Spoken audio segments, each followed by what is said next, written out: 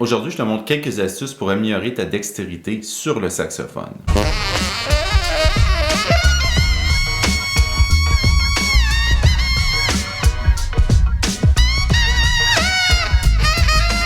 Salut, c'est Yannick et j'espère que tu vas bien. Aujourd'hui, j'ai choisi de te parler de dextérité et c'est parce que j'ai vu le même problème revenir chez plusieurs élèves à moi. Et ce que j'ai fait en fait, c'est que j'ai isolé 4 trucs qui sont vraiment récurrents et dont les gens ont le plus de difficultés. Ce sont des doigtés qui sont un peu plus complexes à réaliser. Évidemment, si je te disais sol, la, c'est pas ça, parce que ça, c'est plutôt facile. Ce que je veux dire, c'est des passages à un octave ou à un autre. Par exemple, si on parlait du do ici, médium, pour passer au ré juste au-dessus, un ton plus haut, tu passes de un doigt à tous tes doigts de la main gauche et tous tes doigts de la main droite, en plus avec la clé d'octave. Alors, ça fait beaucoup de matériel à synchroniser en même temps. Évidemment, c'est avec la pratique que tu vas y arriver, ça va devenir synchro, mais au début, quand on commence, ça peut être des trucs qui sont plus difficiles à réaliser. Alors, moi, aujourd'hui, je vais te montrer quelques exercices pour que tu puisses améliorer ça. Comme je te le disais en début de vidéo, j'ai isolé 4 passages qui sont, à mon avis, plus complexes quand on débute à jouer du saxophone. Alors, quels sont-ils? On a tout d'abord le passage du Ré grave au Do dièse grave ou au Do grave. Do dièse, c'est encore plus complexe parce qu'on a 2 clés ici. La clé du Do ici et la clé du Do dièse ici. En plus d'avoir tous les doigts de la main gauche et tous les doigts de la main droite. Alors, depuis le Ré grave, on doit venir synchroniser nos 2 petits doigts en même temps, ici et ici, pour nous donner le Do dièse. En passant, si jamais tu ne connais pas tes notes sur le saxophone, j'ai fait une vidéo qui explique toutes les notes, tous les doigtés du saxophone. Ici, c'est pas exactement ça que je vais faire, alors je vais y aller vite là-dessus. Mais si tu veux aller voir la vidéo, je vais mettre le lien juste ici en haut et dans la description. Alors, Ré et Do dièse, ok? Alors ça ici, c'est un passage plus compliqué. Si on ne le fait pas synchro, ça pourrait donner ça. C'est pas mal en soi, en fait. Ça nous donne une petite appoggiature, ça peut être agréable, mais quand c'est pas ça qu'on veut faire, il faut que ça soit synchro. Alors, tes 2 petits doigts doivent venir exactement ensemble. L'autre passage, c'est très récurrent, très courant chez mes élèves et je vais te montrer tantôt des exercices pour corriger ça. Et la plupart de mes élèves, avec mes exercices, ont pu éliminer ça à tout jamais, en fait, parce que c'est une fois que tu le sais, tu le sais. Alors, c'est le passage du Si au Do, OK? Ici, Si, Do, médium, sans clé d'octave. Si, Do, Do. Et pourquoi c'est difficile? C'est que tu passes comme ça, OK? Et tu dois être exactement synchronisé. Le Si lève en même temps que le Do, il va venir appuyer. Alors, si c'est pas synchronisé, ça va donner quelque chose comme ça. Là, évidemment, j'exagère un peu, mais ce qu'on veut, c'est que ça soit très précis.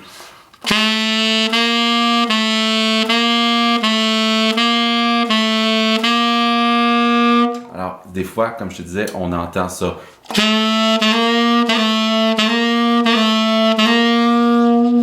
Ça, c'est pour le deuxième passage. Maintenant, le troisième, c'est juste à côté. C'est le Do médium pour aller au Ré médium. Alors, tu dois passer du Do ici pour aller au Ré en appuyant tous tes doigts de la main gauche et tous tes doigts de la main droite et la clé d'octave en plus. Alors, ça nous fait un gros passage Do et maintenant, tout ça ensemble, tout ça synchronisé, ça peut être compliqué aussi. C'est le changement d'octave aussi qui se produit ici. Alors, c'est certain que c'est quelque chose de plus complexe quand tu débutes. Ça, c'est le troisième passage. Et le dernier, que je trouve, selon moi, plus compliqué aussi, c'est le passage entre le Do et le Ré aigu. Alors, Do aigu avec la clé d'octave et le Ré avec la paume ici, palm key, ce qu'on appelle en anglais, Do et Ré. OK? Ici, clé d'octave, toujours, on regarde notre clé d'octave. Encore une fois, on voit que c'est un passage d'octave dans l'instrument. Parce que le saxophone, finalement, c'est plutôt simple entre ça. On a toutes des notes qui se suivent. Mais les passages que je te parle aujourd'hui, c'est des gros sauts. Alors ici, le Do, c'est le même principe que tantôt. Tu dois, en même temps que tu lèves ce doigt-là, venir appuyer sur la clé de côté du Ré, mais vraiment, vraiment synchro. Alors, ça pourrait faire une petite appoggiature si c'est pas synchronisé. Un peu comme ça.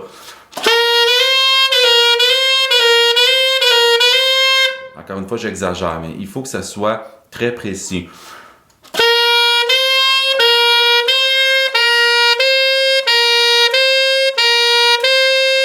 Maintenant, tu vas me dire, OK, c'est beau Yannick, mais comment on pratique ça? Qu'est-ce qu'on fait? On sait que c'est difficile parce qu'on l'expérimente nous-mêmes. Qu'est-ce que je dois faire? Donc, un exercice que je conseille toujours, et ça, c'est applicable à plein de passages aussi que tu trouves difficiles, c'est simplement de ralentir. Ça, j'en parle souvent, mais on va venir faire une petite astuce ici. Ça va être de venir swinger en faisant des croches. Alors, quand on va revenir avec nos croches égales, ça va être plus facile. Je te montre un exemple, OK? Admettons qu'on fait Si et Do ici. Si, Do, Si, Do. Si tu as de la difficulté à faire égal, on va le faire en swing, OK? Ce qui fait que ça donne un petit moment de répit parce qu'en fait, le swing, il y a une des deux notes, une des deux croches qui va être un tiers de fois plus longue. OK, alors tu te retrouves, c'est des triolets le swing, là. Deux croches, triolets liés avec une croche. Je vais faire une vidéo très prochainement sur le swing de toute façon et tu vas tout comprendre ça. Mais finalement, le swing, au lieu que ça soit égal, ta, ta, ta, ta, ta, on aura plutôt ta, ta, ta, ta, ta, ta, ta, ta, ta. Alors ça te laisse comme le temps de t'appuyer comme il faut sur une des deux notes. OK, ça pourrait donner ça si on part du Si.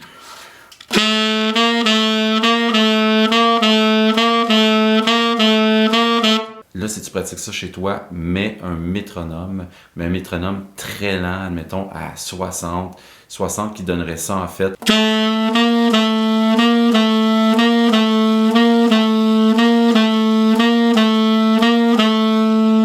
Là, tu vois, j'ai mis les triolets, c'est encore plus facile si on veut swinger.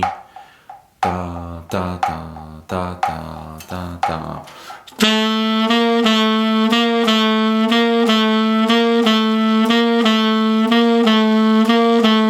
Alors ici, je l'ai fait entre le Si et le Do à 60 en swingant.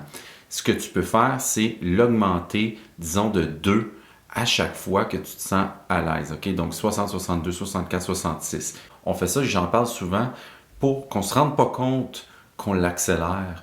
Et après 10-15 minutes de pratique, là, tu vas être rendu à 80-90 si tu es à l'aise comme ça. Et tu vas être aussi à l'aise à 80 ou 90 si tu as fait cette méthode. Par contre, si tu le fais d'un grand saut, ça ne sera pas correct s'il va y avoir des lacunes. Alors, je te conseille vraiment d'écouter cette consigne-là. Et lorsque ce sera facile en swing, reviens un peu plus lentement. Tu n'es peut-être pas obligé d'aller à 60, tu pourrais le recommencer à 70, disons, mais fais-le égal maintenant. Tu vas te rendre compte fort probablement que ta difficulté de dextérité va s'être de beaucoup corrigée. Évidemment, ça ne se fait pas du jour au lendemain, comme n'importe quoi dans la musique d'ailleurs, mais si tu le pratiques régulièrement, tu vas voir que ça va vraiment beaucoup t'aider. Alors, on est parti de swing pour se rendre à égal. Alors, cet exercice-là, je t'invite à le faire sur les autres passages aussi. Tantôt, on avait Ré grave et Do dièse. Alors, ça ferait ça. Pour le swing. Ensuite, Do à Ré. Celui-ci n'est pas facile non plus. Et pour terminer avec le Do Ré encore une fois, mais avec la clé d'octave.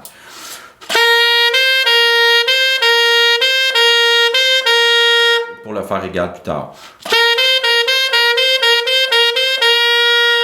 Toujours avec le métronome. Le métronome, c'est ton meilleur ami quand tu veux pratiquer ta technique, ton rythme ou ta dextérité. Alors, on ne fait pas ça dans le vide, ça donne absolument rien. fais-le avec le métronome lentement et on accélère tranquillement. C'est tout pour aujourd'hui. Petite vidéo qui s'adressait plus aux débutants, alors j'espère que ça sera t'aider. Si tu as des questions, des commentaires, tu peux me laisser ça en bas. Et si tu voulais plus de contenu comme ceci, je t'invite à t'abonner à ma chaîne et à cliquer sur la cloche qui t'avisera lorsque je vais publier une nouvelle vidéo. Je te dis à bientôt. Salut!